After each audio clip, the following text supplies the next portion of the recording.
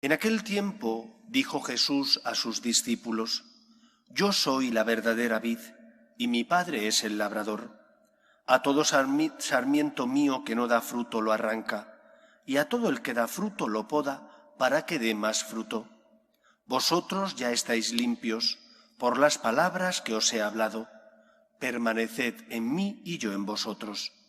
Como el sarmiento no puede dar fruto por sí, si no permanece en la vid, así tampoco vosotros si no permanecéis en mí. Yo soy la vid, vosotros los sarmientos. El que permanece en mí y yo en él, ese da fruto abundante, porque sin mí no podéis hacer nada. Al que no permanece en mí lo tiran fuera, como el sarmiento, y se seca. Luego los recogen y los echan al fuego y arden. Si permanecéis en mí y mis palabras permanecen en vosotros, pedid lo que deseáis y se realizará. Con esto recibe gloria mi Padre, con que deis fruto abundante. Así seréis discípulos míos. Palabra del Señor. Gloria a ti, Señor Jesús. Uno de los mayores problemas que sufrimos los cristianos proviene de tener con Dios una relación que no es la adecuada, debido a que hemos hecho a Dios tan cercano a nosotros, que lo es. Cristo, la segunda persona de la Santísima Trinidad, sin dejar de ser Dios, asume nuestra condición humana. Se hace pobre, se hace cercano a nosotros para compartir con nosotros su vida divina. ¿Cuál es el riesgo de la encarnación? El riesgo de la encarnación está en que nosotros, que somos los beneficiados de la misma, hagamos una mala interpretación de ese acontecimiento. A lo largo del Antiguo Testamento, Dios se revela al pueblo de Israel como el Señor, el Todopoderoso. Muestra a su pueblo que solo Él es el Señor, que no existen más dioses, que lo demás son ídolos, es decir, dioses humanos creados por los hombres, que no son verdaderos dioses, que no han creado nada ni pueden salvar a nadie. Solo Él es el Señor, Yahvé es el Señor. Esta enseñanza del Antiguo Testamento se tiene que poder conjugar con la enseñanza esencial del Nuevo Testamento. Dios es Padre, porque te ama envía a su Hijo al mundo. Él, sin dejar de ser Dios, muere en la cruz para salvarnos, resucita venciendo a la muerte y comparte con nosotros su victoria sobre el pecado y la muerte. Antiguo y Nuevo Testamento son dos partes de un mismo todo y por lo tanto nos ayudan a tener con Dios una relación equilibrada. Pero el riesgo que corremos es obviar una parte para centrarnos en la otra. Si nos quedamos en el Antiguo Testamento, falta la plenitud de la revelación de Dios a los hombres, que es Cristo y su enseñanza. Y si obviamos el Antiguo Testamento, falta una parte esencial de lo que Dios quiso dar a conocer a su pueblo, que Él es el Señor. Y esto es fundamental porque solo desde el equilibrio del Antiguo y Nuevo Testamento podemos tener con Dios una relación basada en la verdad y en la justicia.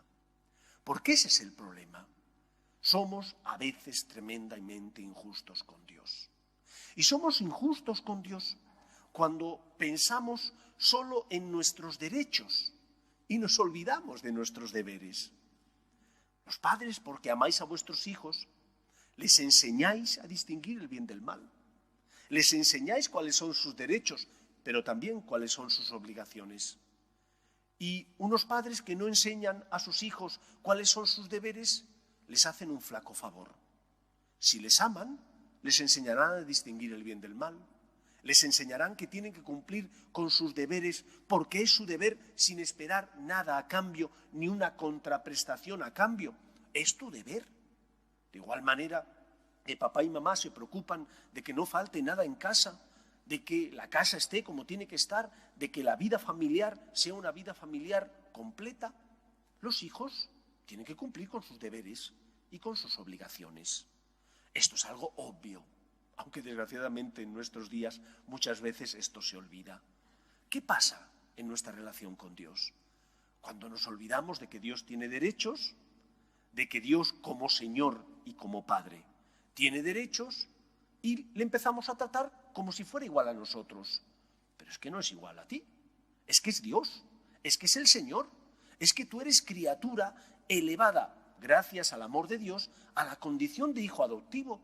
Por lo tanto, teniendo derechos, también tienes deberes. Y el primer y principal deber es respetar a tu Padre Dios.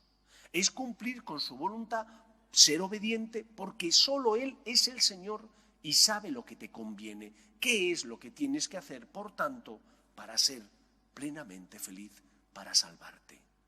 Por eso el Señor nos recuerda, cuando nos habla de que Él es la vid y nosotros los sarmientos, y que tenemos que dar fruto, el Señor nos recuerda que Él tiene derechos y que nosotros tenemos deberes.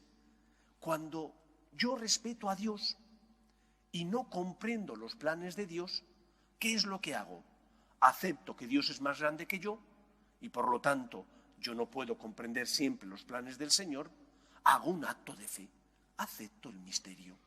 Pero ¿qué pasa cuando hago a Dios pequeño? Cuando hago a Dios como si fuera igual que yo, pues que entonces exijo a Dios explicaciones. Exijo a Dios y le digo, ¿por qué me has mandado esto? ¿Por qué has permitido esta cruz? No tienes derecho a pedirme esto. ¿Cómo que no tienes derecho? Pero si Dios es el Señor, nos hemos olvidado de quién es Dios y hemos cercenado parte del mensaje de la revelación, el Antiguo Testamento, y nos hemos quedado con la parte que nos apetece ahora para hacer un Dios más cómodo. Pero la realidad es la que es, y la realidad es que Dios es el Señor.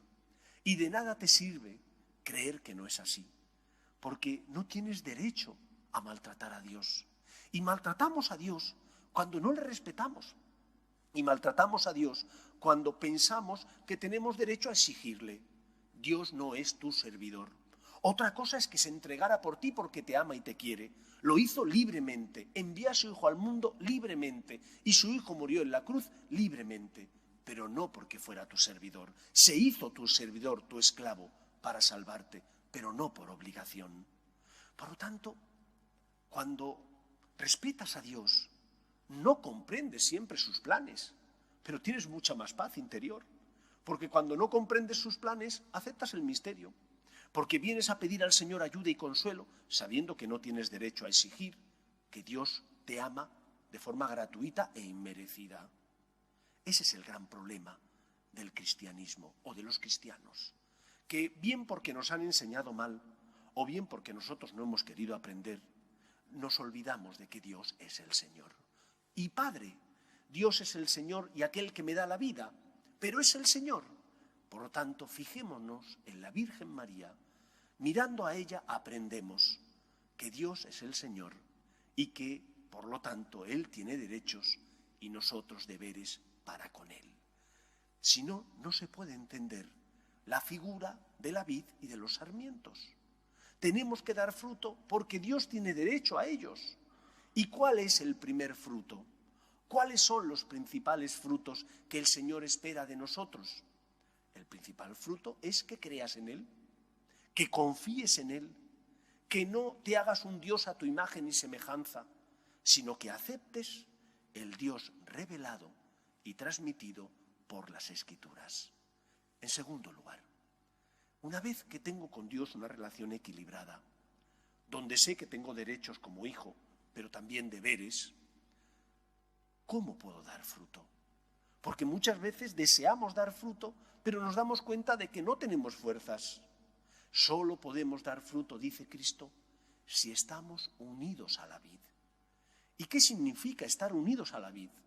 Significa que de igual manera que el sarmiento, cuando es cortado, se seca y solo sirve para quemarlo, si nosotros no tenemos con Dios una relación personal, que es la que Él quiere que tengamos, no podemos dar fruto, nos secamos. Nuestro corazón, nuestra bondad natural, si no se le alimenta, se agota.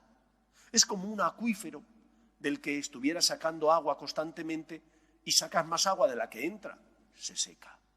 Y todos conocemos campos que no se pueden regar porque se han sobreexplotado los acuíferos, no se ha respetado el tiempo para que el acuífero se volviera a llenar y por lo tanto el pozo se ha secado. ¿Cuándo me seco?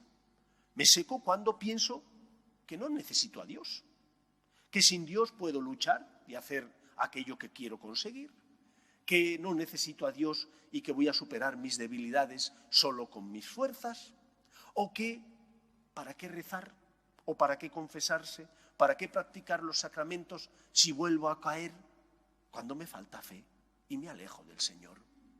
Solo podremos dar fruto, el fruto que el Señor espera, al que tiene derecho, si tenemos con Él una relación personal, la que Él quiere tener con nosotros, de amor.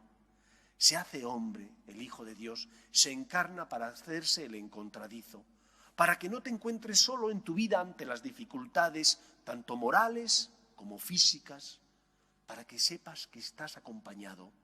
El problema no es que Dios no se acerque, Él se acerca. El problema es que nosotros tenemos tiempo para todo y para todos, menos para Él. Si nos parece que estamos necesitados porque tenemos algo que pedir, entonces encontramos un hueco. Pero si nos da la impresión de que no tenemos que pedirle nada material, ni la salud de alguna persona que queremos o amamos, a veces nos cuesta mucho encontrar un tiempo para rezar, para confesarnos, para venir a misa si no es precepto o incluso siendo precepto. ¿Cómo vas a vivir si te has alejado de aquel que te da la vida? ¿Cómo vas a luchar contra las tentaciones si te has alejado de aquel que te protege, que te da fuerzas? El problema es no que Dios no nos ame o nos perdone. Dios nos ama y nos perdona. El problema es que nos hemos alejado de Él. Es que no le permitimos que cure y sane nuestras heridas. Porque no hacemos oración o porque cuando venimos solo venimos a pedir y rara vez venimos a dar gracias o venimos a decirle simplemente, Señor, vengo porque te quiero y te amo. Eso es tener relación con Dios. Eso es estar unido a la vid, alimentarte de la gracia y del amor de Cristo. ¿Para qué instituyó el Señor los sacramentos? Los instituyó para nuestro auxilio. Son signos sensibles que se ven y se experimentan de la gracia invisible. Pero tú a veces no estás, tú a veces te alejas. En muchos momentos el Señor quiere, pero tú no le dejas. Si no estamos unidos, no podemos dar fruto. ¿Qué significa estar unidos a Cristo? Tocar al Señor, dejarle que Él te toque, significa rezar, practicar los sacramentos, porque son auxilios para la vida divina que nos consuelan, nos dan fe y esperanza.